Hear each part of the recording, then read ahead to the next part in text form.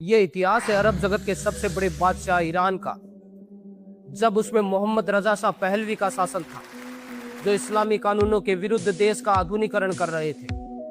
उनके खिलाफ जाने का अंजाम था मौत या जेल। देश की जनता के पास ऐसा कोई लीडर नहीं था जो उनका नेतृत्व करे और उन्हें आजादी दिलाए। फिर एक दिन आयतुल्लाह की पदवी लिए हुए इस्लामी कानूनों की बात करने वाला शख्स शाह के खिलाफ खड़ा हुआ, जिसकी आवाज इतनी सच्ची और बुलंद थी कि देश की जनता उससे जुड़ने लगी। Ayatollah Ruhollah Khomeini. वो इस्लामी कानूनों की बात करते थे और उनका विरोध करते थे जो इस्लाम के खिलाफ है। मोहम्मद रजा शाह पहलवी को अपनी सल्तनत की जड़ें हिलती हुई नजर आने लगी और उन्होंने खुमैनी को अपनी ताकत के दम पर देश से बाहर निकलवा दिया। लेकिन खुमैनी टेप रिकॉर्डिंग और संदेशों के जरिए देश की जनता से जुड़े रहे। शाह की तानाशाही इतनी बढ़ गई कि ईरान के कोने कोने से शाह के खिलाफ लोगों का काफिला निकल पड़ा।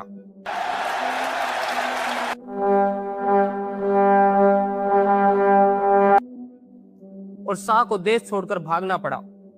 ईरान के लोगों ने अपने नए supreme leader Ayatollah Ruhollah Khomeini का जमकर स्वागत किया। सुब्हानल्लाहि व बिहम्दिही, सुब्हानल्लाहिल अज़ीम।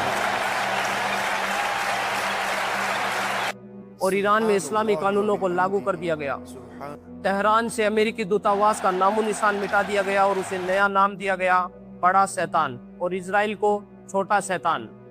अब ईरान का सामना दुनिया की सबसे बड़ी ताकत अमेरिका से था।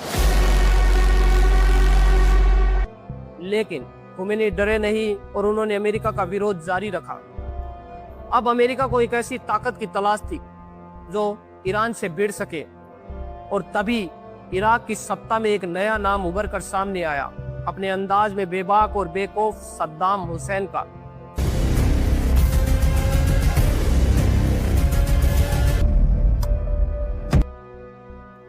जो हर कीमत पर अरब जगत पर इराक की बादशाहत चाहता था। अमेरिका को आखिरकार वो मिल गया जिसकी उसे तलाश थी।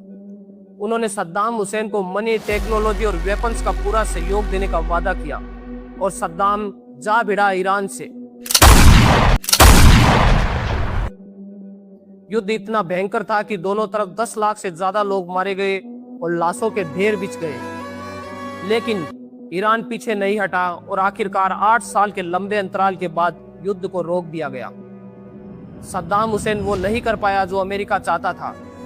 अमेरिका ने राजनीतिक चालों से इराक पर कब्जा कर लिया और सद्दाम हुसैन को फांसी के तख्ते तक पहुंचा दिया। 1989 में ईरान के supreme leader Ayatollah Ruhollah Khomeini की मृत्यु हो गई और ईरान की जनता ने आयतुल्लाह अली खामेनेई को अपना नया सुप्रीम लीडर चुना। दुश्मनों को यह मालूम था कि यहूदियों की और मुसलमानों की जंग आज से नहीं हजारों सालों से चली आ रही है, और अमेरिका इजराइल से जा मिला और उसे भी इराक की तरह मनी, टेक्नोलॉजी और वेपन्स का पूरा सहयोग करने का वादा किया और ईरान के खिलाफ खड़ा कर दिया। लेकिन इजराइल उन एहसानों को भूल गया जब दुनिया में कोई भी उसे एक देश मानने को तैयार नहीं था। तब 1950 में तुर्की के बाद ईरान दूसरा मुस्लिम बाहुल्य देश बना जिसने इजराइल को एक देश की मान्यता दी।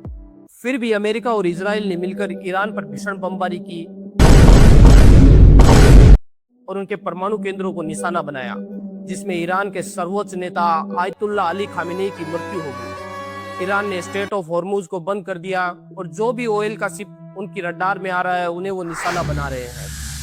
ईरान की जनता ने अली खामेनेई की मृत्यु के बाद अपना नया supreme leader Ayatollah Ali Khamenei के बेटे मुस्तफा खामेनेई को चुना है, जिसने ईरान की सेना में भी अपनी सेवाएं दी है और इस्लाम की तालीम भी हासिल की है। मुस्तफा खामेनेई अली खामेनेई की तरह कोई रहम दिल नहीं, बल्कि एक वॉरियर है जिसने इस युद्ध में अपना सब कुछ खो दिया है। सत्ता में आते ही मुस्तफा खामेनेई ने इजराइल और आसपास के अमेरिकी ठिकानों पर सैकड़ों ड्रोन और मिसाइल की बारिश की है।